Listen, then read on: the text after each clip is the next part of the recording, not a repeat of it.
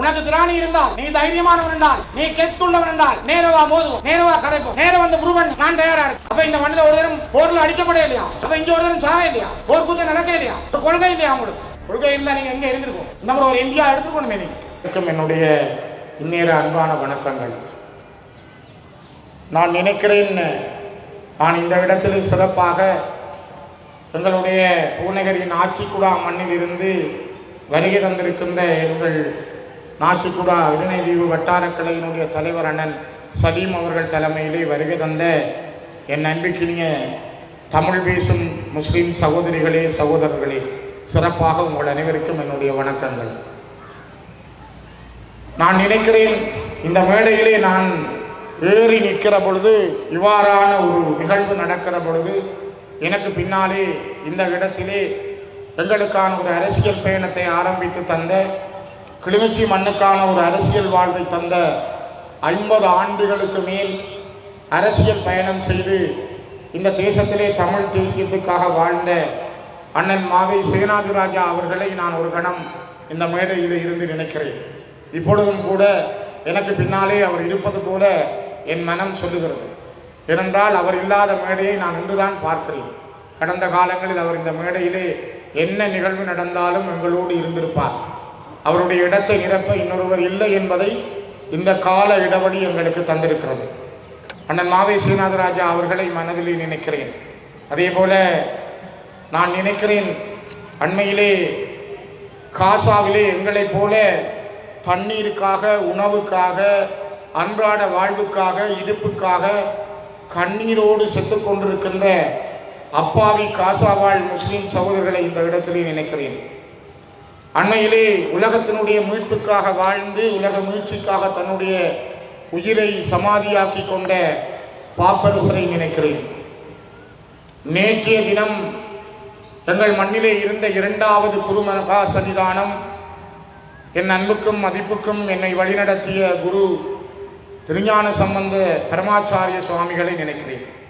இவர்களுடைய நினைவுகளோடு இந்த மண்ணிலே எங்களுக்காக வாழ்ந்து நாங்கள் இதிலே நின்று பேசுகிறோம் என்றால், தங்களுடைய இரத்தமும் கண்ணீரும் சதையுமாக எங்களை காத்த, குறிப்பாக மட்டக்களப்பு அம்பாறை மண்ணிலே இருந்து வந்து எங்கும் வெல்வோம் எதிலும் வெல்வோம் என்று ஜெயந்தன் படையணியாக வந்த வீரர்கள், இந்த மண்ணிலே போராடி களமாடி மடிந்த மாவீரர்கள், எங்கள் பிள்ளைகள் எல்லோரையும் இந்த கணம் ஒரு கணம் நான் இந்த மேடையிலே நினைக்கிறேன். என் அன்புக்குரியவர்களே, நாங்கள் ஒரு தேர்தல் வருகிற பொழுதுதான் வந்து பேசுகிறோம் என்பதல்ல. பேசிக்கொண்டிருக்கிறோம், பல பேரோடும் உரையாடுகிறோம். நாங்கள் பல விடயங்களை உங்களோடு பரிமாறிக்கொண்டிருக்கிறோம். இந்த தேர்தல் ஏன் முக்கியம் என்பதை இந்த இடத்திலே எனக்கு முதல் பேசிய பலருமே மிக தெளிவாக உங்களிடம் சொன்னார்கள். டட்லி செல்வா ஒப்பந்தம், பண்டா செல்வா ஒப்பந்தம், இந்த ஒப்பந்தங்கள் எல்லாம் ஒரு காலகட்டங்களிலே கிழித்தறியப்பட்டது. தந்தை செல்வா என்கின்ற அந்த பெருமனிதன் 1948களில் 49களின் ஆரம்பத்தில் ஆரம்பித்த இந்த தேசிய விடுதலை இயக்கம் தமிழ் தேசிய இனத்தினுடைய இருப்புக்கான சமஷ்டி அடிப்படையிலான ஒரு அரசியல் கொள்கையை முன்வைத்து பெடரல் பார்ட்டி, சமஷ்டி கட்சி என்ற பெயரோடு உருவாக்கப்பட்ட ஒரு தேசிய விடுதலை இயக்கம். இந்த தேசிய விடுதலை இயக்கத்தினுடைய மைய பொருளாக தந்தை செல்வா இவர்களோடெல்லாம் பேசி பார்த்தார். மாவட்ட சபையை கூட ஏற்றுக்கொண்டு போகலாமா என்று ஒரு முயற்சியை எடுத்து பார்த்தார். காலங்காலமாக நாங்கள் சிங்கள தலைவர்களால் தொடர்ந்து மெல்ல மெல்ல மெல்ல நாங்கள் ஏமாற்றப்பட்டோம். எல்லா வழிகளும் ஏமாற்றப்பட்ட பொழுதும் எங்களுடைய அறவழி போராட்டங்கள், எங்களுடைய தர்மத்தின் வழியான போராட்டங்கள் எல்லாம் ஆயுத முனையிலே அடக்கப்படுகிற பொழுதுதான் எங்களுடைய இளைஞர்கள் துப்பாக்கி பற்றி சிந்திக்க வேண்டிய அந்த எந்த ஆயுதத்தை யார் எடுக்கிறானோ அவனுக்குரிய பதிலை அதே ஆயுதத்தால் வழங்க வேண்டிய சூழலுக்குள் அவர்கள் தள்ளப்பட்டார்கள். அதனால்தான் நாங்கள் ஒரு ஆயுத போராட்டத்தை முன்னெடுத்தோம். இதனைத்தான் தலைவர் பிரபாகரன் அவர்கள் அனிதா பிரதாப் அவர்களுக்கு 1985ஆம் ஆண்டு வழங்கிய பேட்டிகளை சொன்னார். நாங்கள் ஆயுதங்கள் மீது காதல் கொண்டவர்கள் அல்ல, நாங்கள் ஆயுதங்களை விரும்பி தூக்கியவர்களும் அல்ல, எங்களுடைய மக்களுடைய பாதுகாப்புக்காக, எங்களுடைய பாதுகாப்புக்காக ஆயுதங்கள் எங்கள் மீது திணிக்கப்பட்டிருக்கிறது. தமிழீழ விடுதலை இயக்கத்தினுடைய தலைவராக இருந்த தங்கத்துரை அவர்கள் நீதிமன்றத்திலே மரண தண்டனை தீர்க்கப்பட்ட பொழுது நீதவான் கேட்டார், நீங்கள் என்ன சொல்ல விரும்புகிறீர்கள்? அவர் சொன்னார், நாங்கள் ஆயுதங்களை மீது காதல் கொண்டு விரும்பி தூக்கியவர்கள் அல்ல. ஆயுதங்கள் எங்களுடைய மக்களுக்காக, எங்களுடைய பாதுகாப்புக்காக நாங்கள் தூக்க நிர்பந்திக்கப்பட்டவர்கள். இந்த இரண்டு பேருடைய வார்த்தைகளும் உலக பந்திலே, உலக வரலாற்றிலே இப்பொழுதும் உச்சரிக்கப்படுகின்ற வார்த்தைகள். இதனோடு சேர்ந்து தந்தை செல்வா 49ஆம் ஆண்டு கட்சியை தொடங்கி இளைஞர் சங்கத்திலே கட்சி ஆரம்பித்த பிற்பாடு மாவட்டபுரம் கந்தசுவாமியார் ஆலயத்துக்கு பக்கத்திலே வந்து பிரகடனத்தை செய்த பொழுது சொன்னார், நாங்கள் ஒரு இறமையுள்ள இனம், எங்களுடைய இறமை பறிக்கப்பட்டிருக்கிறது. ஒல்லாந்தர்கள், போர்த்துகேயர்கள், ஒல்லாந்தர்கள், ஆங்கிலேயர்கள் மாறி மாறி எங்கள் மீது ஆட்சி புரிந்து எங்களுடைய இறமையை பறித்தார்கள். அதனை இப்பொழுது சிங்களவரிடம் கொடுத்திருக்கிறார்கள். எங்களுடைய இறமையை மீட்டெடுப்பதற்காக நாங்கள் போராடுகிறோம். அந்த இறமையுள்ள இனம் இழந்து போன இறமையை மீட்பதற்காக போராடுகின்ற ஒரு கள பயணம்தான் இந்த கட்சியினுடைய பயணம் என்று அவர் சொன்னார். அவருடைய அந்த வார்த்தைகள் தீர்க்க தரிசனமான வார்த்தைகள். தந்தை செல்வா, தலைவர் பிரபாகரன், இவர்களுடைய வார்த்தைகள் இந்த உலகத்திலே பேசப்படுகிறது. நீங்கள் அண்மைய நாட்களிலே பார்த்திருப்பீர்கள், அனிதா பிரதாப் அவர்கள் ஈரோடு இருக்கிறார். அவர் ஒரு வார்த்தை சொன்னார். இன்று ஒரு சில நாட்கள், ஒரு கிழமைக்குள் நீங்கள் பார்த்தால் யூடியூபிலே அல்லது நீங்கள் முகநூல்களிலே பார்க்கலாம். அவர் சொல்லுகிறார், ஒரு தர்மம் மிக்க நியாயம் உள்ள ஒரு கர்ம வீரனாக பிரபாகரன் இருந்தார். நான் அவரை பல தடவைகள் சந்தித்திருக்கிறேன். நான் சந்தித்த பொழுது ஒரு முறை அவரிடம் கேட்டேன். பல கேள்விகளை நான் கேட்டிருக்கிறேன். ஆனால் நான் பிரபாகரனிடம் கேட்ட விருப்பமான கேள்வி, நான் கேட்டதுக்கு அவர் எனக்கு அளித்த விடையினுடைய விருப்பமான பதில், நீங்கள் எதை ஒரு நல்ல கேள்வியாக கருதுகிறீர்கள் என்று கேட்ட பொழுது அவர் சொன்னார், நீங்கள் எதை விரும்புகிறீர்கள் என்று கேட்ட கேள்விக்கு நான் சொல்லக்கூடியது, இயற்கை எனது நண்பன், வரலாறு எனது வழிகாட்டி, வாழ்க்கை எனது தத்துவாசிரியர். இதை சொன்னவர் மேதகு பிரபாகரன் அவர்கள். இதனை இப்பொழுதும் கூட அனிதா பிரதாப் அவர்கள் அண்மையிலே இதனை மீண்டும் ஞாபகப்படுத்தி இருக்கிறார். பிரபாகரனை இந்தியா சரியாக புரிந்து கொள்ளவில்லை. பிரபாகரனுடைய உன்னதமான நேர்மைகளை இந்தியா புரிந்து கொள்ளவில்லை. பிரபாகரனை சரியாக கையாள இந்தியாவுக்கு தெரியவில்லை என்று அண்மைய நாட்களில் 85களில் பிரபாகரனை அடையாளப்படுத்திய அனிதா பிரதாப் அவர்கள் சொல்லுகிறார். 87ஆம் ஆண்டு கிளிநொச்சியிலே செந்திரேசா மகளிர் கல்லூரி மைதானத்தில் மாத்தியா அண்ணன், யோகி அண்ணன், தியாகி திலீபன், எங்களுடைய குருகுலபிதா கதிரவேல் பிள்ளை ஐயா, என்னுடைய வழிகாட்டி அன்புக்குரிய சோமசேகரம் பிள்ளை அம்மா, இவர்களெல்லாம் அந்த மேடையில் இருக்கிறார்கள். தென்னங்குத்தி அடித்து, தென்னங்குத்திக்கு மேலே மேடை. இப்பொழுதெல்லாம் இப்படி மேடைகள் இல்லை, தென்னங்குத்திகள் அடித்து மேடை. அந்த மேடையில் இவர்கள் இருக்கிறார்கள். அண்ணன் திலீபன் பேசினார், அண்ணன் யோகி பேசினார், இவர்களுக்கு முதல்ல அப்புஜி பேசினார், அம்மா சோமசேகரம் பிள்ளை அவர்கள் பேசினார். இன்றைக்கும் அவர் உயிரோடு இருக்கிறார். இந்த மேடையிலும் அவர் எத்தனை ஆண்டுகள் கடந்திருக்கிறார். நான் ஏன் இதை சொல்கிறேன் என்றால், வரலாறு எப்பொழுதும் இடவழிகளை வைத்திருப்பதில்லை. அடிக்கடி தம்பிய அருணாச்சலம் சத்யானந்தன் சொல்வார், வரலாறு இடவழிகளை நிரப்பிக் கொண்டிருக்கும். அந்த வரலாறு நாங்கள் நினைக்கிறோமோ இல்லையோ, சத்யானந்தன் சொல்வது போல நான் அடிக்கடி நினைப்பதுண்டு. நாங்கள் பயணம் சொல்லி போன பலரை பார்த்திருக்கிறோம் என்று அவர் சொல்லுவார். அதே போலதான் இந்த வரலாறு புதிய புதிய அத்தியாயங்களை தந்திருக்கிறது. இன்றைக்கு நீங்கள் அந்த மேடையில் பார்த்திருப்பீங்கள், எத்தனை புதிய முகங்கள், எத்தனை பேச்சாளர்கள், எத்தனை பேருடைய முகங்களை நீங்கள் பார்த்திருக்கிறீர்கள். சரித்திரம் திரும்புகிறது, வரலாறு திரும்புகிறது, வரலாறு புதிய அத்தியாயத்தை தேடுகிறது. நாங்கள் கடந்து வந்த பாதை மிக கடினமானது. நாங்கள் ஒப்பந்தங்களால் ஏமாற்றப்பட்டவர்கள், நாங்கள் புறக்கணிக்கப்பட்டவர்கள். நாங்கள் ரணில் பிரபா ஒப்பந்தம் எழுதப்பட்ட காலத்தில் 2001ஆம் ஆண்டில் இருந்து 2009ஆம் ஆண்டு வரை நம்பிக்கையோடு இருந்தோம், ஏதோ ஒன்று நடக்கப் போகிறது. இலங்கை இந்திய ஒப்பந்தம் இந்த மண்ணுக்கு வந்த பொழுது நாங்கள் நினைத்தோம் எங்களுக்கு ஒரு தீர்வு கிடைக்கப் போகிறது.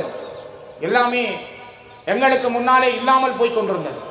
நாங்கள் பேசிய வார்த்தைகள், செய்த ஒப்பந்தங்கள் கிழிக்கப்பட்டன. அண்மைய நாட்களில் சம்பந்தனியா தலைமையில் கூட கடந்த 10 ஆண்டுகள் பல பேச்சுவார்த்தைகள் நடந்தன. ஆனால் நாங்கள் இன்னும் ஒரு சான் முன்னேற முடியாமல் இருக்கிறோம். எங்களுடைய இடங்களை இழந்து கொண்டிருக்கிறோம். தைத்தியிலே விகாரியை கட்டிவிட்டு சொல்லுகிறார்கள், அந்த விகாரியை எடுக்க முடியாது, காணியை சுற்றியுள்ள காணியையும் எடுக்க முனைகிறார்கள். 28ஆம் தேதி மார்ச் மாதம் ஒரு வர்த்தமானி அறிவித்தல் வந்திருக்கிறது. யாழ்ப்பாணம், கிளிநொச்சி, மன்னார், வவுனியா, முல்லைத்தீவு, வடக்கு கிழக்கிலே குறிப்பாக இந்த மாவட்டங்களில் 5000க்கு மேற்பட்ட ஏக்கர் காணிகளை இந்த அரசாங்கம் சுவீகரிக்கிறது. யாராவது உங்களுடைய காணி என்று சொன்னால் அடையாளப்படுத்துங்கள். புல்லாவளி, கட்டைக்காடு, வெத்திலக்கணி என்கிற வரலாற்றை தந்த ஆகாய கடல்வழி தாக்குதல் ஆனகரவிலே நடந்த புல்லாவளியில் இறங்கி வந்த சமர் பாதையிலே இருக்கிற காணிகள் தான் முழுமையாக அங்கே சுவீகரிக்க தயாராகிறது. வரலாற்றை அழித்து அந்த இடங்கள் சிங்கள குடியேற்றங்களுக்கு தயாராகிறது. மிக மோசமாக இருக்கிறது. இந்த அரசு மீது நான் வன்மையாக என்னுடைய கண்டனத்தை இந்த மக்கள் மத்தியில் இருந்து நான் செய்கிறேன். இந்த அரசை கண்டிக்கிறோம். எங்களுடைய காணி 18,000 பேர் யாழ்ப்பாண மண்ணிலே காணி இல்லாமல் இருக்கிறார்கள். 4,300 பேர் கிளிநொச்சியிலே காணி இல்லாமல் இருக்கிறார்கள். பக்கத்தில் இருக்கிற சின்ன சின்ன காடுகளுக்கே நீங்கள் கண்டு போடுகிறீர்கள். ஆனால் காணியற்றவர்களுக்கு காணி வழங்க திராணி இல்லாத அரசு எங்களுடைய காணிகளை பிடித்து அதற்கு நீங்கள் உரிமை கோராவிட்டால் அதனை தென்பகுதியில் இருக்கிற வர்த்தகர்களுக்கு பண்ணைகள் அமைப்பதற்கும் குடியேற்றங்கள் செய்வதற்கும் தந்திரமான முறையை கையாளுகிறார்கள். மிக மோசமான ஒரு காலத்துக்குள் நாங்கள் வருகிறோம். ஆகவேதான் இந்த தேர்தலில் கூட அவர்கள் நினைக்கிறார்கள். ஒன்றை நீங்கள் தயவு செய்து புரிந்து கொள்ளுங்கள். அவர்கள் இந்த தேர்தலை வெல்ல வேண்டும் என்று நினைப்பது எங்கள் மீது நடந்த இனப்படுகொலையை, எங்கள் மீது மேற்கொள்ளப்பட்ட போர் குற்றங்களை, எங்கள் மீது நடந்த மனித குலத்துக்கு எதிரான குற்றங்களை மறைப்பதற்கு முயற்சிக்கிறார்கள். நாங்கள் இறுதியாக கிளிநொச்சியிலே தான் எங்கள் தலைவனை பார்த்தோம். இறுதியாக நாங்கள் கிளிநொச்சியிலே தான் பல வரலாறுகளை படித்தோம். ஆனால் நாங்கள் முள்ளிவாய்க்கால் வரையும் போய் வந்த பிற்பாடு மறைந்த பேராயர் ராயப் யோசப் அவர்கள் 2008ஆம் ஆண்டிலே மன்னார், வவுனியா, முல்லைத்தீவிலும் கிளிநொச்சியிலும் யாழ்ப்பாணத்தினுடைய கிழக்கு பகுதியிலும் வவுனியாவினுடைய வடக்கு பகுதியிலும் இருந்து எழுந்த மக்கள் எவ்வளவு பேர் திரும்ப 2009 மீள்குடியேறினார்கள், எவ்வளவு பேரை காணவில்லை. அவர் சொன்னார், தன்னுடைய அளவீடுகளின்படி 1,46,610 பேர் காணாமலும் கொன்றொழிக்கப்பட்டிருக்கிறார்கள். இந்த அறிக்கையை சமர்ப்பித்து கொஞ்ச நாட்களில் அவர் இலங்கையினுடைய இராணுவ உலங்கு வானூர்தியில் தள்ளாடியிலே வந்திறங்கி தேநீர் அருந்தி தன்னுடைய இடத்துக்கு சென்றிருந்தார். தேநீர் அருந்திய கொஞ்ச நாட்களில் அவர் மரணத்தினுடைய படுக்கைக்கு சென்றார். இதற்கு பின்னாலே இருக்கிற செய்தி மர்மமானது. ஆனால் ஒரு மதகுருவாக, ஒரு அரசியல்வாதி அல்ல, ஒரு பேராயராக எங்களுக்கு நடந்த அநியாயத்தை, எங்களுக்கு நடந்த படுகொலைகளை, எங்களுக்கு நடந்த நீதிக்கு புறம்பான கொலைகளை உலகத்தினுடைய கண்களுக்கும் உலகத்தினுடைய இதயங்களுக்கும் உலகத்தினுடைய ஈரமான இதயமுள்ள ஒவ்வொரு மனிதர்களுக்கும் கொண்டு சென்ற பேராயர் ராயப் யோசப் அவர்கள். அதனால்தான் இன்றைக்கு உலக நாடுகள் அல்லது இன்றைக்கு ஜெனீவாவில் இருக்கின்ற மனித உரிமை ஆணையம் அல்லது இந்த கடைசி யுத்தத்தை தங்களுடைய சேட்டலைட் செய்மதிகள் மூலம் படம் பிடித்த நாடுகள் ஆவணங்களை கையிலே வைத்திருக்கிறார்கள். அவர்களுக்கு தேவை வரும் பொழுது இலங்கைக்கு இருக்குவார்கள். தங்களுடைய தேவை விலகினால் அவர்கள் எங்களை கைவிடுவார். நாங்கள் கைவிடப்படாமல் இருக்க வேண்டும் என்றால் நாங்கள் ஒரு இனமாக, ஒரு ஒற்றை தலைமைக்கு கீழ் நாங்கள் ஒரு அணியாக, ஒரு பலமான சக்தியாக நாங்கள் இருந்தே ஆக வேண்டும். அதை விட்டு நாங்கள் சிதறி சின்னாபின்னமாகினால், உடைந்து போனால் எங்களுக்காக பேச யாரும் இருக்க மாட்டார்கள். யோசித்து பாருங்கள். இதுதான் வரலாறு. நான் நினைக்கிறேன், கடந்த செப்டம்பர் மாதம் ஜெனீவாவிலே கொண்டுவரப்பட்ட தீர்மானத்திற்கு இந்த நாட்டினுடைய அயலுறவுத்துறை அமைச்சர் விஜித கேரத் போய் சொன்னார், நாங்கள் இந்த தீர்மானத்தை ஏற்றுக்கொள்ள மாட்டோம். அங்க யாரும் கொல்லப்படவில்லை, யாரும் இங்கு சுடப்படவில்லை, செத்ததெல்லாம் பயங்கரவாதிகள் என்று சொன்னார். இதனைத்தான் இன்றைக்கு ஒரு சின்னத்திலே கேட்கின்ற பல சின்னங்கள் மாறி மாறி வந்த சந்திரகுமார் என்ற இந்த பச்சை இன துரோகியும் கீழாஞ்சலியும் இதே சந்தியில், இந்த டிப்போ சந்தியிலே நின்று அவர்கள் சொன்னார்கள் 2011ஆம் ஆண்டு இங்கே யாரும் கொல்லப்படவில்லை, செத்தவர்கள் எல்லாம் பயங்கரவாதிகள், புலிகள், தமிழ் மக்கள் யாரும் கொல்லப்படவில்லை என்று சொன்ன சந்திரகுமார் இன்றைக்கு தன்னை அபிஷேகம் செய்து கொண்டு ஓனாய் இன்றைக்கு ஆடாக மாறி இன்னொன்றுக்குள் நிற்கிறது. சொன்னார், ஒருத்தரும் சாகவில்லை. இந்த மார்ச் மாதம் போய் சொன்னார், யாழ்ப்பாண மக்கள் எங்களுக்கு 3 சீட் தந்திருக்கிறார்கள், மட்டக்களப்பில் எங்களுக்கு 3 கிடைத்திருக்கிறது, வவுனியாவில் எங்களுக்கு 2 கிடைத்திருக்கிறது, 8 MP எங்களுக்கு இருக்கிறது, தமிழ் மக்கள் எங்களோடு இருக்கிறார்கள். ஆகவே அவர்களுக்கு எந்த இதுவும் நடக்கவில்லை. அங்கே இருக்கிற சில அரசியல்வாதிகள் சொல்றார்கள். இது யார் சொல்லுகிறார் என்றால், இந்த அரசாங்கத்தினுடைய அயலுறவுத்துறை அமைச்சர் விஜித கேரத் கந்துண்ணத்தி வாரார் ஆனரவு. அவர் வந்தோடனே உப்பு தொழிற்சாலையை திறக்கிறார். உங்களை எல்லாருக்கும் தெரியும், ஆனையரவு உப்பு தொழிற்சாலை தமிழீழ பொருண்மைய மேம்பாட்டு நிறுவனம் யுனிசெஃபோடு சேர்ந்து அந்த உப்பு கூட்டு தாமனத்தை நடத்தி இருந்தது. ஆனையிறவு என்ற உப்பு எங்களுடைய வரலாற்று பெயர், எங்களுடைய ஹிஸ்டாரிக்கல் நேம். அந்த அடையாள பெயருக்கு ரஜலுனு அவர்கள் வைத்திருக்க பெயர். நான் உடனே கேட்டேன், சுனில் கந்துநிதியை தொலைபேசியில் கேட்டேன். அவர் சொன்னார், ஸ்ரீதரன் எக்ஸ்ட்ரீம்லி சாரி, நாங்கள் உடனே மாற்றுவோம் வேண்டாம். ஆனால் இதுவரையும் அது நடக்கவில்லை. விமல் ரத்நாயக்கா வந்து கேட்கிறார், உங்களை பார்த்து உங்களுக்கு உப்பிண்ட ருசி வேணுமா, உங்களோட பேர் வேணுமா? நாங்கள் ஒரு இனம், எனக்கு ஒரு தனித்துவமான மொழி இருக்கிறது, எனக்கு ஒரு தனித்துவமான அடையாளம் இருக்கிறது, எனக்கு ஒரு தனித்துவமான கலாச்சார பண்பாட்டு அடையாளம் இருக்கிறது, எனக்கு ஒரு பொருளாதார வளம் இருக்கிறது, எனக்கு ஒரு கல்வி முறை இருக்கிறது. ஆகவே நான் ஒரு தனித்துவமான தேசிய இனம். அது என்னுடைய குறி, என்னுடைய பரம்பரை, என்னுடைய பட்டி குறி. என்னுடைய குறியை இழந்த தமிழர்களாக நாங்கள் வாழ விரும்பவில்லை. ஆகவே என்னுடைய ஹிஸ்டாரிக்கல் நேம் ஆனையிறவு உப்பு என்பது என்னுடைய பரம்பரை பெயர். அது எங்களுக்கு தேவை. அதை நாங்கள் யாரும் விட்டுக் கொடுக்க முடியாது. இதைத்தான் நான் விமல் ரத்நாயக்கா அவர்களுக்கு சொல்றேன். நீங்க ரஜலுன்னு வச்சிருக்கலாம், அது உங்களோட ஊர்ல வச்சிருங்க. ஆனால் எங்களுக்குரியது, எங்களுடைய மண்ணுக்குரியது, எங்களுடைய இடத்துக்குரியது, அவங்களுடைய தேசத்தினுடைய நேம், அந்த பெயரை நாங்கள் மாற்ற முடியாது. சரி, இதுக்கு பிறகு நாங்கள் அவருடைய இந்த முயற்சி, இன்னைக்கு இருக்கிற என்பிபியில் இருக்கிறவர்களும் கொஞ்சம் முகவர்களை அனுப்பி இருக்கிறார்கள். தம்பி வேலுமாறன் சொன்ன மாதிரி கொஞ்சம் சுயேட்சை குழுக்களும் இருக்குது. இதெல்லாம் சேர்ந்து அதுக்கு பின்னால வேறு வேறு சக்திகளும் இருக்கு. இவர்கள் சேர்ந்து என்ன நினைக்கிறார்கள் என்றால், இந்த சபைகள் தமிழர்களுடைய கையில் இல்லாமல், தமிழரசு கட்சியினுடைய கையில் இல்லாமல், இது ஒரு சிங்கள தேசிய கட்சியின் கையிலே வந்தால், அதுவும் என்பிபியுடைய கட்சியின் கையிலே வந்தால், அவர்கள் நாளையே போய் எனிவாவிலே சொல்வார்கள். ஏனென்றால் இந்த வருடம் செப்டம்பர் மாதம் தமிழர்கள் மீது நடந்த போர்க்குற்றங்கள், எங்களுக்கு நடந்த அநியாயங்களுக்கு எதிராக புதிய தீர்மானம் பெற இருக்கிறது. 47 நாடுகளில் 24 நாடுகள் எங்களுக்காக ஆதரவளிக்க வேண்டும். மிகப்பெரிய கடினமான நாட்கள் வருகிற செப்டம்பர் எங்களுக்கு கடினமான நாட்கள். இதை இல்லாமல் செய்வதற்கு இலங்கை ஒரு நல்ல பாதையில் போகிறது. தமிழர்கள் எல்லாம் என்பிபியோடு நிற்கிறார் என்று காட்டுவதற்கு சபைகளை வெல்ல அவர்கள் துடிக்கிறார்கள். தயவு செய்து புரிந்து கொள்ளுங்கள். நாங்களே எங்களுடைய கண்ணை தோண்டி அவர்கிட்ட கொடுத்துட்டு சித்திரம் பார்க்கலாமான்னு யோசிக்க போறோம். ஆக இந்த என்பிபி அரசு என்பது ஒரு நவீன முகம். அதான் வேணும் சொன்ன மாதிரி, மகிந்த வேட்டியை கழட்டினால் இவன் கௌசலத்தையை கட்டி கொண்டு போறான். இந்த நிலைமையில நாங்கள் நிற்கிறோம். நாங்கள் மாற வேண்டும், நாங்கள் மாறியாகவும். இந்த இனம் அடுத்தவரின் மானம் காத்த இனம். உங்களுக்கு தெரியும், 1971ஆம் ஆண்டு சேகுவேரா புரட்சின்னு சொல்வார்கள். ஜேவிபி புரட்சி நடந்த பொழுது இலங்கை ரோகண விஜயவீரவை கைது செய்து கொண்டு வந்து முதல் அக்கராயனிலே அடைத்து வைத்திருந்தார்கள். அக்கராயன் பாடசாலை அப்பொழுது ஜெயிலுக்காக கட்டப்பட்டது. பிறகு பாடசாலையாக மாற்றப்பட்டது. அங்கிருந்து யாழ்ப்பாண கோட்டைக்குள் கொண்டு வைத்து அவரை நிர்வாணமாக்கி அடித்தார்கள். உடுப்பில்லாமல் அடித்தார்கள். அதிலே சிங்களர்கள் கைது செய்தவர்கள் தங்களுடைய சொந்த சகோதரி கதிராமத்து அழகி மனம்பேரியை நிர்வாணமாகி ரேப் பண்ணி தெரு தெருவாக நிர்வாணமாக கொண்டு சென்று அவரை சுட்டுக் கொன்ற ஒரே ஒரு இனம் உலகத்தில், கேவலங்கட்ட இனம் சிங்கள இனம், சிங்கள ராணுவம். அவர்கள் செப்பிரியா மீதும் செய்தார்கள்.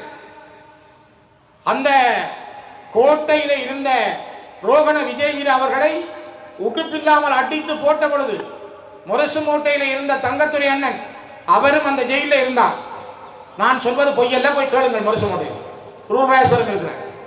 முரசு கோட்டையில இருந்த தங்கத்துறை அண்ணன் தன் இடுப்பில் இருந்த துவாயை கலட்டி கொடுத்தார். ரோகண விஜயரோகினி கட்டி கொண்டு நில்லன். மானம் காத்த தமிழர்கள் நாங்கள். அடுத்தவன் மானத்தை கொடுங்கிறவர்கள் அல்ல நாங்கள்.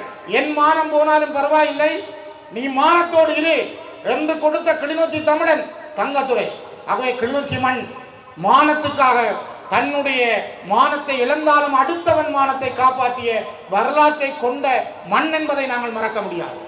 கண்களாடா தமிழீழம் பார்க்க போகிறது என்று கேட்ட டில்வின் சில்வா தான் இன்றைக்கும் ஜேவிபிக்கு செயலாளர், என்பிபிக்கு செயலாளர். உங்களுக்கு தெரியும், அந்த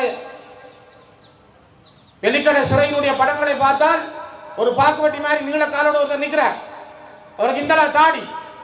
அவரை பார்த்தீங்கன்னா அதே டில்வின் சில்வா இளமை காலம். இன்றைக்கு அவர் கொஞ்சம் வயது முதிர்ந்த காலம். இந்த டில்வின் சில்வா தான் இந்த கொலைகளுக்கு காரணகர்த்தா, தலைமை தாங்கி சென்றவர். 83 மிகப்பெரிய இனப்படுகொலையை கட்டவிழ்த்து விட்டது இதே ஜேவிபி, இதே என்பிபி. மனம்பேரிக்கு நடந்தது பிழை. மனம்பேரிக்கு நடந்த அந்த அநியாயத்துக்கான இராணுவத்தையும் பொலிசுக்கு நீங்க தண்டனை வழங்கி இருக்கிறீர்கள். சரி, சிங்கள இனம் உங்களுடைய சகோதரி செய்திருக்கிறீர்கள். இசைப்பிரியாவுக்கு நடந்ததுக்கு இதுவரை ஏன் உங்களால் நீதி வழங்க முடியவில்லை? இசைப்பிரியா இந்த மண்ணிலே ஒரு சகோதரியாக இருந்தார். அவருக்கான நீதியை என்பிபி அரசாங்கம் வழங்குவேன் என்று ஏன் சொல்ல முடியவில்லை? ஒப்பந்தங்கள் இங்கே எழுதப்படுவதுண்டு, ஒப்பந்தங்கள் கிழிக்கப்படுவதுண்டு, வரலாறுகள் எங்களுக்கு பல தடவைகள் பாடங்களை தந்திருக்கிறது.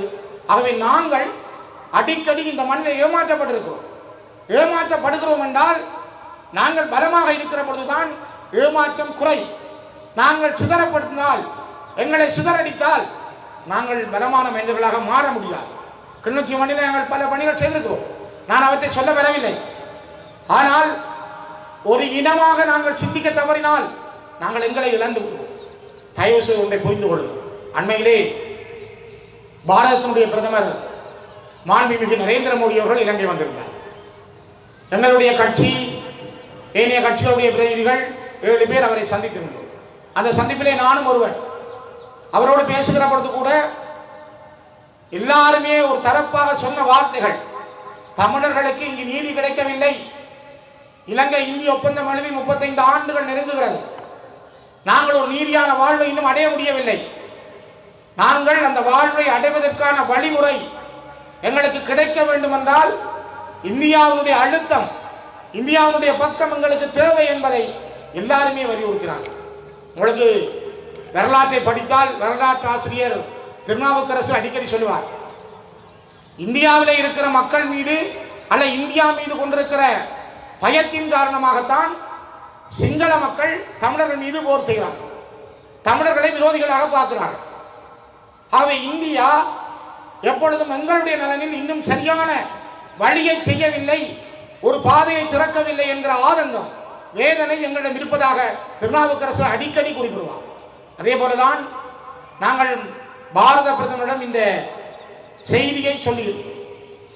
ஆனால் உங்களுக்கு தெரியும், அவர் மட்டுமல்ல, பல ராஜதந்திரிகள், நாட்டின் தலைவர்களை நாங்கள் சந்திக்கிற பொழுது கூட எங்களுடைய நிலைமைகளை சொல்லுகிறோம், பேசுகிறோம்.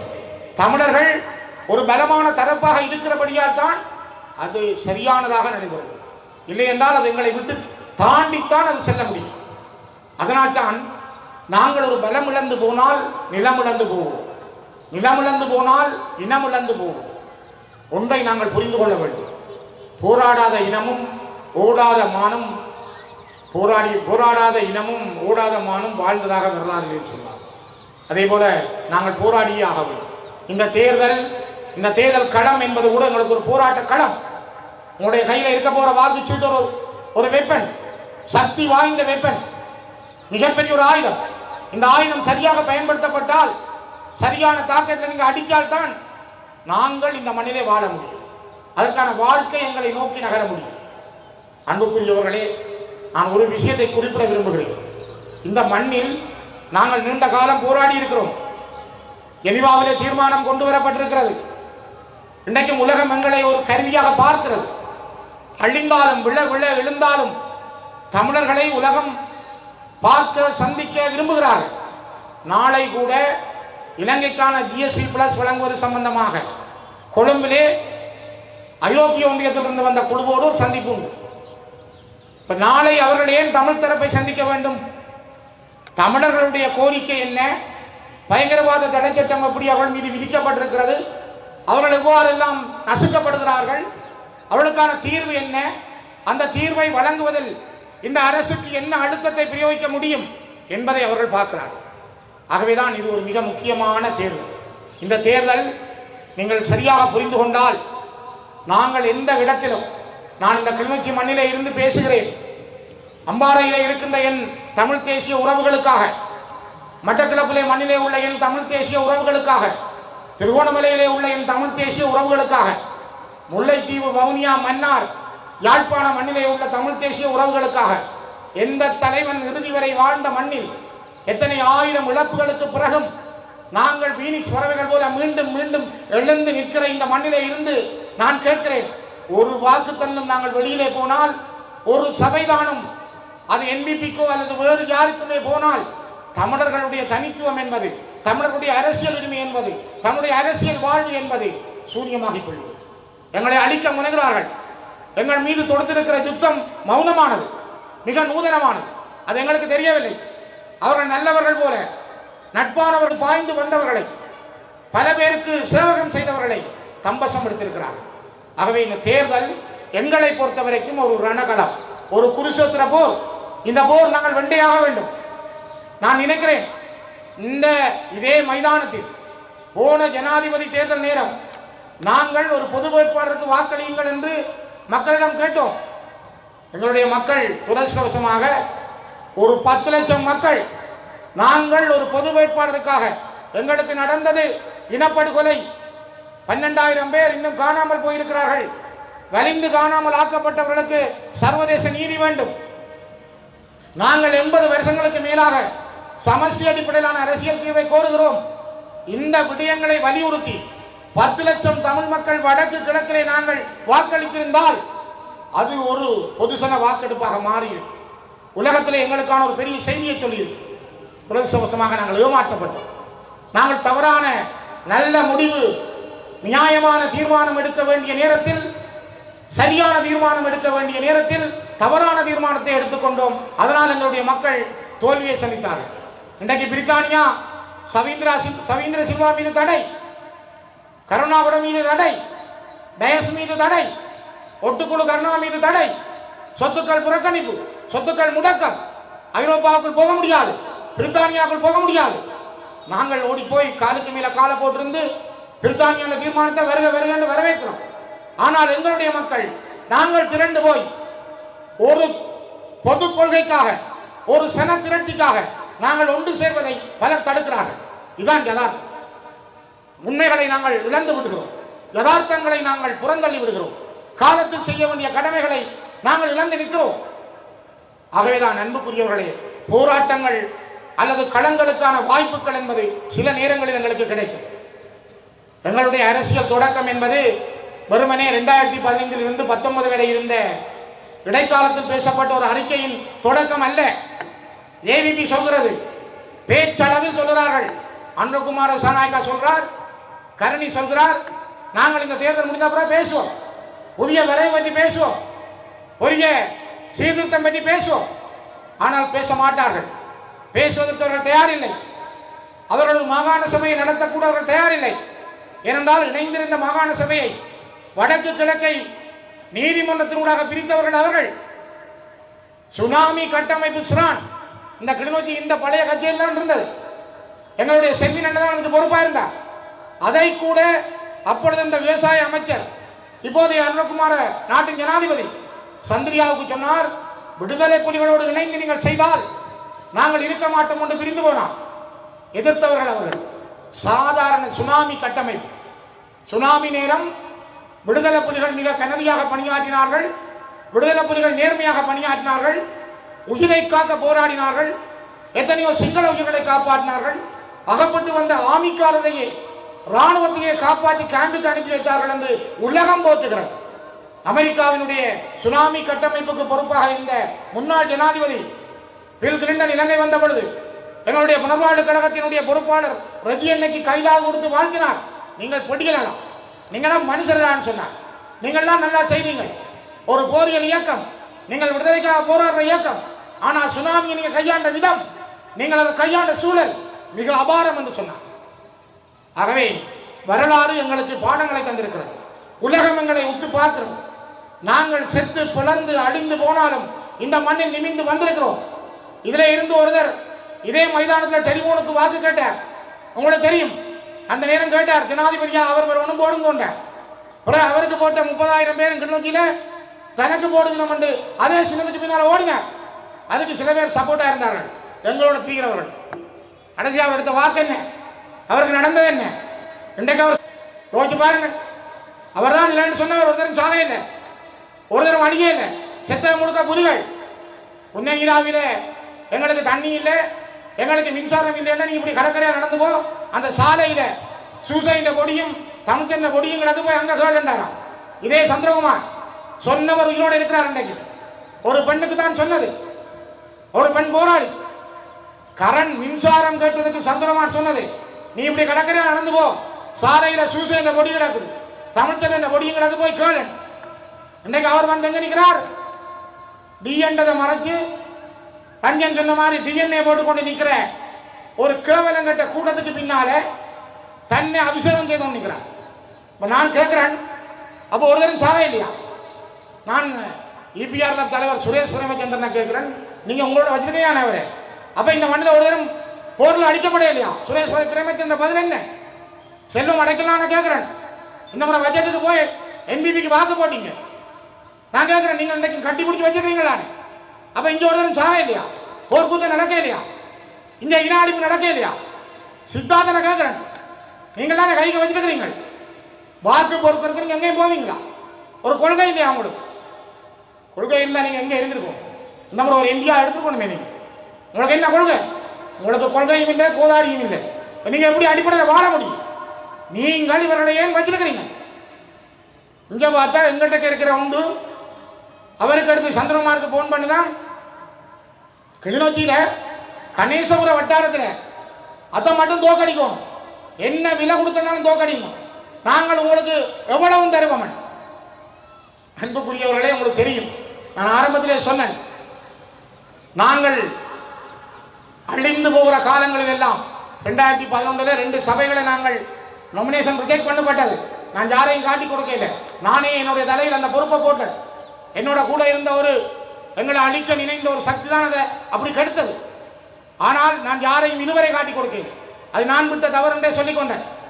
அந்த நேரம் எனக்கு வந்து தெம்பு தந்து, இல்லை பரவாயில்லை, நாங்கள் வேற கட்சியில் போட்டு வெல்லுவோம் சார் என்று எனக்கு தெம்பு தந்த வேளமாளிதனை இன்றைக்கு கணேசபுரத்தில் தோக்கடிக்க வேணும் என்று ஒரு அளவாங்கு கேட்குதென்றால், ஒரு தேவாங்கு நினைக்குதென்றால் அவருடைய நினைப்பு என்ன என்றால், தமிழ் தேசியம் இங்கே இருக்கக்கூடாது. எத்தனை பேர் எழுதுறாங்க? எத்தனை பேர் முகம் தெரியாமல் எழுதுறாங்க? அப்பன் அப்பா தெரியாம, அப்பா அத்தை தெரியாத எழுதாரு. யாருக்கு நாங்கள் பதிலளிக்க தயாரில்லை, பயப்பட மாட்டோம். எழுதுங்க, எவ்வளவு எழுதுங்க, எத்தனை பேரும் எழுதுங்க.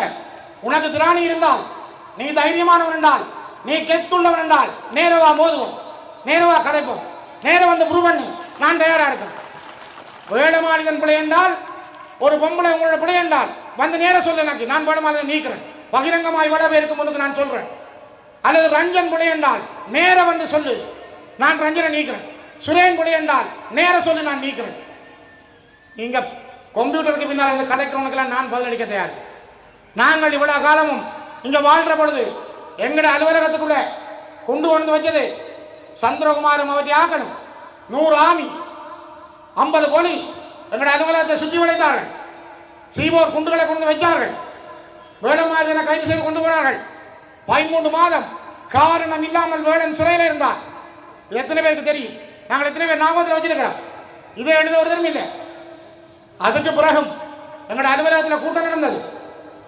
பாராளுமன்ற உறுப்பினர்கள் மாவை சேனாதிராஜா, சரவணபவன், சுமந்திரன், நான் இவ்வளவு பேரும் நாங்கள் இதுக்கு பல பேர் இருக்கிறீங்க. 1000 பேர் சிங்கக்குடியில் வந்தார்கள், கல்லறிந்தார்கள். சிஐடி, ராணுவ சிஐடி, போலீஸ் சிஐடி, இவ்வளவு பேரும் பின்பக்கம் முன்பக்கம் எல்லாம் நின்று தாக்கினார்கள். அந்த அலுவலகத்துக்கு அண்ணன் மறைந்த கோராஜா வேட்டியை கட்டி கொண்டு நின்று வாசல் நின்று வெளுத்தறிஞ்சவர் கொஞ்சம் பேருக்கு. தம்பி ஜீவநாயம், அவனுக்கு முகம் உடைஞ்சது, 2 அடித்த இந்த வரலாற்றை மறக்க முடியாது. நான் இன்னைக்கு வீடியோ வச்சிருக்கேன், ஆதாரங்கள் வச்சிருக்கேன். ஆகவே நாங்கள் சாதாரண பஞ்சன மெத்தையில படுத்த அரசியல் செய்யல. நாங்கள் நடந்து வந்த பாதை கரடு முரடானது, மிக மோசமானது.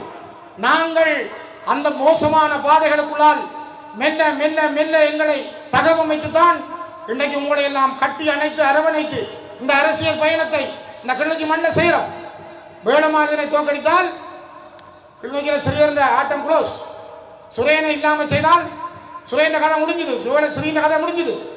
போய் ஒரு சட்டத்திரணி, சாவத்தில் இருக்கிற சட்டத்திரணி, அவர் போய் பழைய கேட்கிறாராம் ஒருத்தர்கிட்ட, சுரேனை எப்படி தோற்கடிக்கிறது, சுரேனை தோற்கடிக்கணும், அதுக்கு உனக்கு எவ்வளோ தரணும், எப்படி செய்யலாம், இது ஒரு சட்டத்திரணி.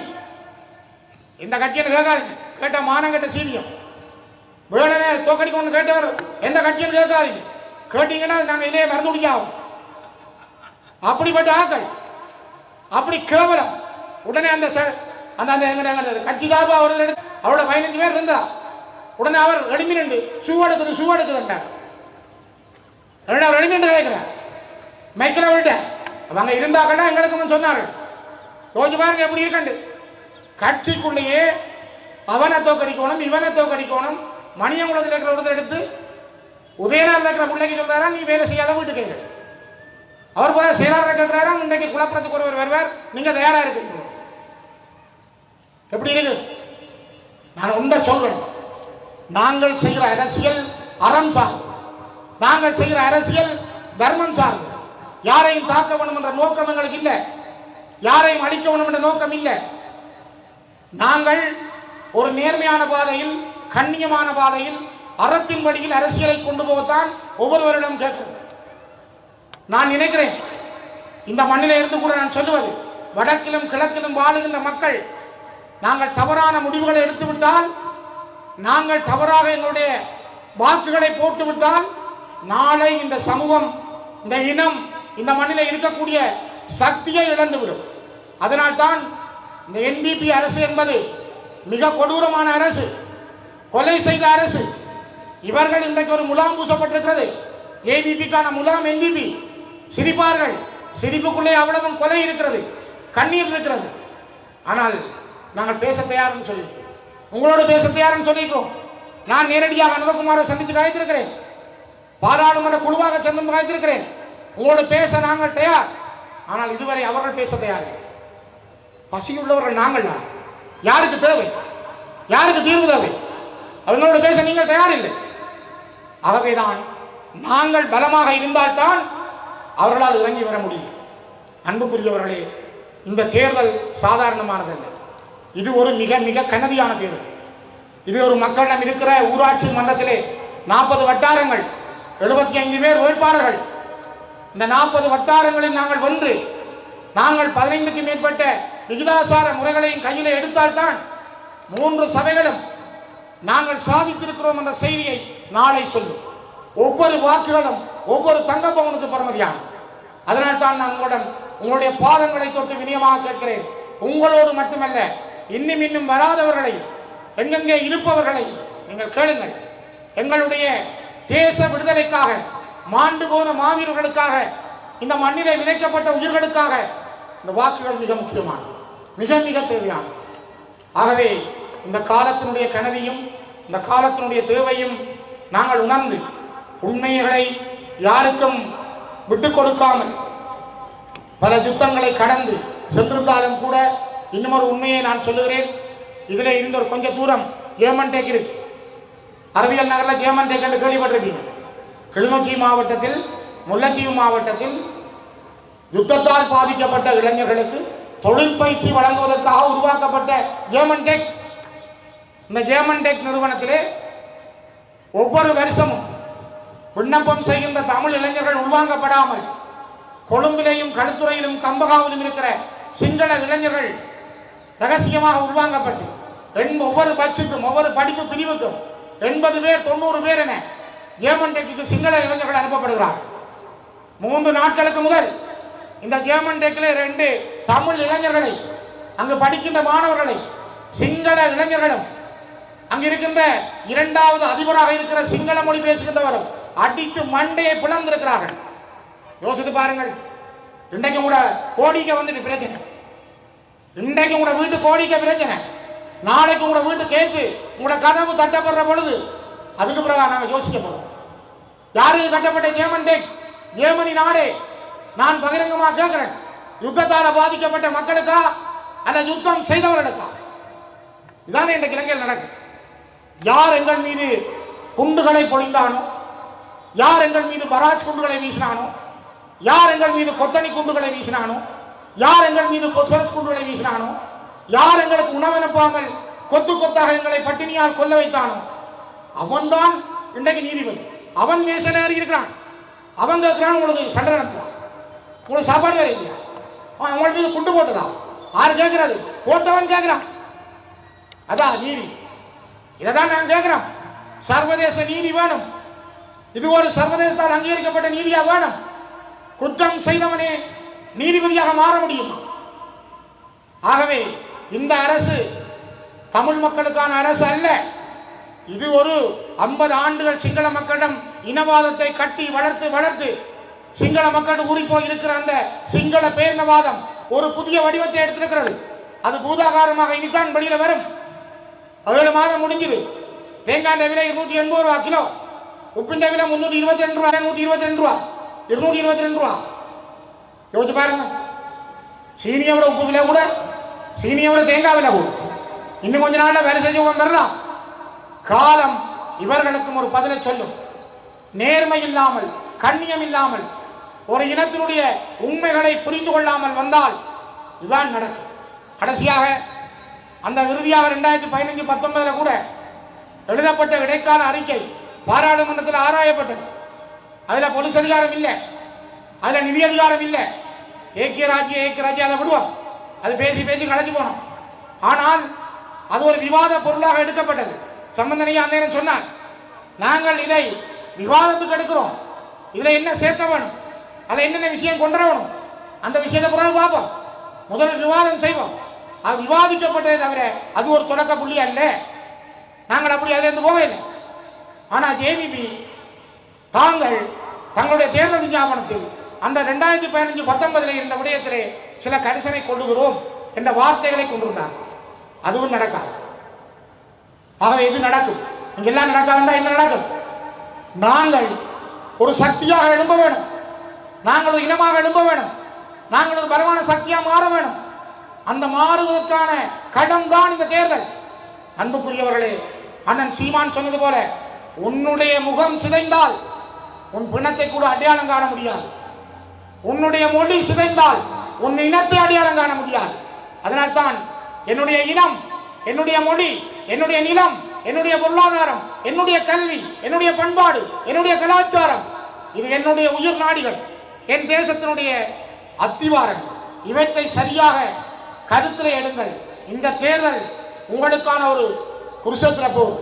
ஒவ்வொரு தேர்தலும் போர் தான். தொடுக்க போகிற போர் ஆயுதம் இல்லை. பிள்ளையான் வச்சிருக்க ஜூன் இல்லை. பிள்ளையான் இப்பதான் ஜூன் பார்த்திருப்பார். நான் 85ஆம் ஆண்டு பார்க்கிறேன். எங்களோட செல்வாண்டி டீச்சரும் 85ஆம் ஆண்டு பார்த்தேன். நீங்க பொய் இல்லை, நான் சொல்றேன், உண்மையா தான் சொல்றேன். கிளிநொச்சி இந்து கல்லூரியில நெடுமாறன் ஐயா வந்தவர் எங்களை சந்திக்க. நெடுமாறன் ஐயா கூட்டிக் வந்தவர் மன்னார் மாவட்டத்தினுடைய தளபதியாக இருந்த விக்டர் அண்ணன், விடுதலை புலிகளின் மத்திய குழு உறுப்பினர், மூத்த தளபதி லெப்டினன்ட் விக்டர். அவர் கையில் வச்சிருந்த ஜூன் என்ன டீச்சர் நான் சொல்றேன் சரிதான். அவன் பார்த்தவன், நானும் பார்த்தேன். 85ஆம் ஆண்டு நாங்க பார்த்தனாங்க, நாங்க தொட்டு பார்த்தனாங்க. 85ஆம் ஆண்டு யாழ்ப்பாண பொலிஸ் நிலையம் தாக்கின பிறகு ராக்கெட் லான்ச்சர் என்றா என்ன, கிரனைட் லான்ச்சர் என்றா என்ன என்பதை வட்டக்கட்சியில் வச்சு விடுதலை புலிகள் வகுப்படுத்தார்கள். ஆயுதங்களை நாங்கள் பார்த்தவர்கள், தும்பில் இருந்து துப்பாக்கி வரையும் தூக்கி பார்த்தவர்கள். எங்களுக்கு தெரியும், குண்டு செயலோடு இருக்கிறார்கள், பீரங்கி இயக்கக்கூடியவர்கள் இருக்கிறார்கள், துப்பாக்கி தூக்கக்கூடியவர்கள் இருக்கிறார்கள். ஆனா 15 வருஷம் நாங்கள் மௌனம் காக்கிறோம். இதான் எம்பிக்கு பயம். தான் 50 வருஷத்துல எப்படி வந்தனோம், இவங்க திரும்ப எப்படி வருவாங்களே. காலம் யாருக்காகவும் காத்திருக்காது. சத்யானந்தனின் வார்த்தைகளை திரும்ப சொல்லுகிறேன். வரலாறு இடைவெளிகளை வச்சிருக்காது. நீங்கள் எங்களை அடிக்க நினைத்தால், நீங்கள் எங்களை சிதைக்க முனைந்தால், நீங்கள் எங்களை ஏமாற்ற நினைத்தால், வரலாறு எங்களுக்கும் ஒரு வழியை திறக்கும். அந்த வழி எங்கள் இனத்துக்கான விடுதலைக்கான வழியாக இருக்கும். அது எங்கள் இனத்துக்கான விடுதலையினுடைய உச்சமாக இருக்கும். ஆகவேதான் அன்புக்குரியவர்களை, இவ்வளவு நேரமும் நீங்கள் பொறுமையோடு திரண்டு வந்து காத்திருந்து எங்களுடைய இந்த கருத்துக்களை கேட்கிறீர்கள். இது நாளை உங்களில் இருந்து நாளை மறுதினம் 2 நாட்கள் இன்னும் நீங்கள் பிரச்சாரம் செய்யக்கூடிய நாட்கள், பகிரங்கமாக அல்ல, நீங்கள் கலைக்கக்கூடிய நாட்கள். ஸ்ரீதரன் மேடைதான் சொன்னார், பிரச்சாரம் போன முறை தான் கூட்ட முடிய, நாளைக்கு எங்களோட வாக்காளர் வேட்பாளர் வாங்கணும்னு சொன்னார். அதுக்கு போலீஸ் வந்து எங்களை வீட்டை நிற்கிறாங்க ஆபீஸில். இப்போ நான் இதை சொல்ல, நாளைக்கு போலீஸ் வந்து அங்கே நிற்பார். ஏன்னா எங்களை பிடிக்கிறேன்னா ஒன்று நிற்பார். மற்றபடி அங்கே வேறு சின்ன ஒட்டி இருந்தால் கழிக்க மாட்டேன், எங்களைய மட்டும் முன்னே கழிப்பேன். ஆள்றவனுக்கு ஒரு சட்டம் தானே. ஏன்னா அகப்பா பிடிக்கிறவன் நம்மளா இருந்தா அடிப்பந்தி என்ன நுய்பந்தி என்ன. ஆகவே ஆள்றவன் கையில் பொலிசு இருந்தா ஆற்ற கையில் இருக்கும்னு தெரியுதான். இதால தான் எங்களுக்கு பொலிசை தாராங்க இல்லை, எங்களுக்கான பொலிசு அதிகாரம் இல்லை. ஆனால் காலம் மாறி வரும், சூழல் மாறி வரும். நாங்கள் மனிதர்களாக இந்த மண்ணில் நடப்போம், நிமிர்ந்து நடப்போம். அதற்கான வரலாற்றை தேடி எங்களுடைய பயணம் தொடரும். அந்த தொடக்கத்தினுடைய வரலாற்று நாளாக இந்த நாள் அமையட்டும். நாங்கள் 6ஆம் தேதி 12 மணிக்கே நான் நினைக்கிறேன் நல்ல செய்திகளோடு எல்லோரும் எழுந்திருந்து எங்களுடைய மகிழ்ச்சிகளை பகிர்ந்து கொள்வோம். நன்றிகள், மிக்க நன்றி.